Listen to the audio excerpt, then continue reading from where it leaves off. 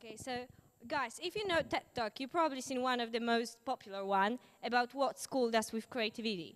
So today you're gonna look at this problem through my eyes, as I'm gonna take you in a journey through my personal education since the primary school till the current moment, and show you how this problem really looks like in the eyes of a student. So when I was about 6 years old, Mom made me to start taking piano lessons, and for a 6-year-old girl, that was a fine thing to do.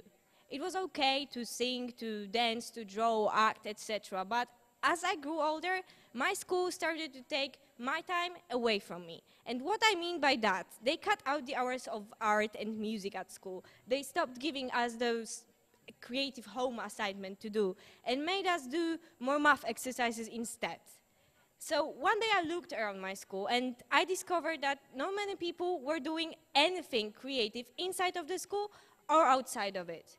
So basically they were kept busy with their homeworks, but they weren't doing anything additional. So I came back home and I decided that I didn't want to play the piano anymore because I thought I'm not going to become a second Mozart on anything. It won't give me any profits in the future.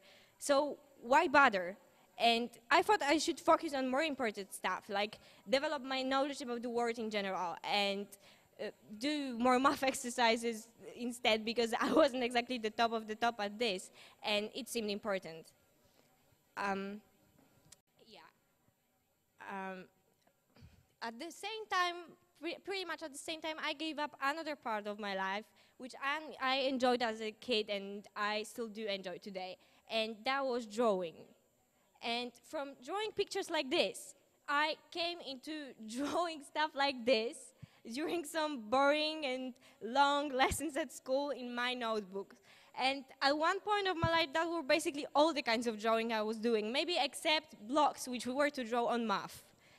And I still do remember one situation when we were to solve this math problem together in my classroom in my junior high, and we were counting the volume of ice and water together in a glass. And as I was doing this exercise, all the numbers mixed up in my head.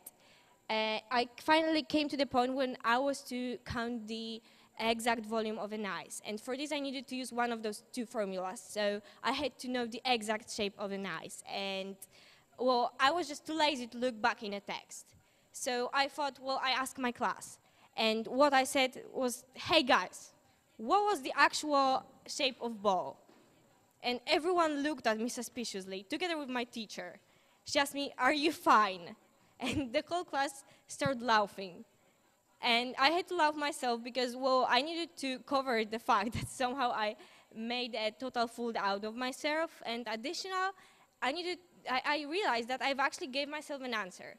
And that the actual shape of ice were spheres. And, you know, I thought like, okay, I heard about the ice cubes, but whoever heard about ice balls?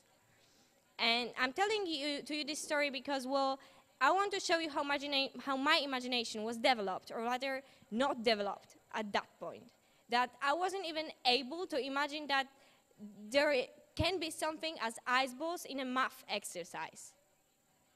So, funny thing is that because of the same reason I had quit drawing in the first place, I also came back to it. And that reason was also school.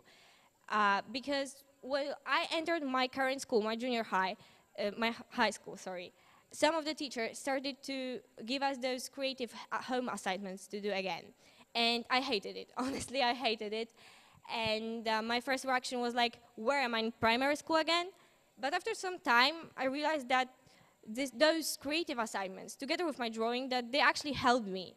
And that during those of a bit overwhelming weeks when some of the things were not exactly as I would like them to be, I could come back home, start drawing, and suddenly everything that mattered were my lines and the music I played in the background and the world I was creating on my very own paper, not the one outside with all its problems. And at that point, I realized how creativity is actually important in our lives, and that without it, we would sometimes go crazy. For example, my mom's friend, she's over 30, and she does bracelets like this for pressure. And looks what happened when she's not kept busy with bracelets. So basically, cat in a tights, craziness, isn't it? Don't try it with your neighbor's cat, or any cat for that matter. Yeah, anyway, I have this irresistible feeling that that the educational system actually kills our creativity somewhere on its way. And that back in our great-grandparents' time, people were doing more creative things during their everyday life than we do now. I mean, for the simple activities like baking to sewing extraordinary clothes, which were actual works of arts. Like, they were extending their creativity in their everyday life, setting standards for new generations. Today, we're left alone, without any guides. And the educational system doesn't demand on us doing almost anything creative at school. And outside of it, the majority of us has no room or time left for developing it.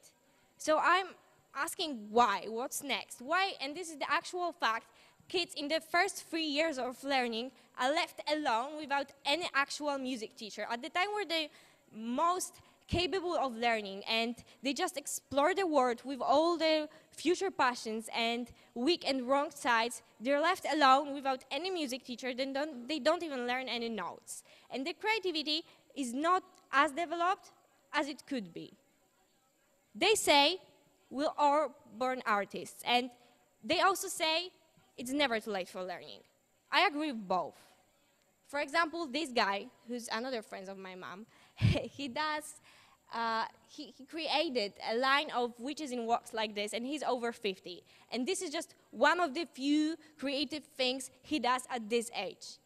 For me, it's one of the living proofs that there is never too late for your own creative development. Thank you very much.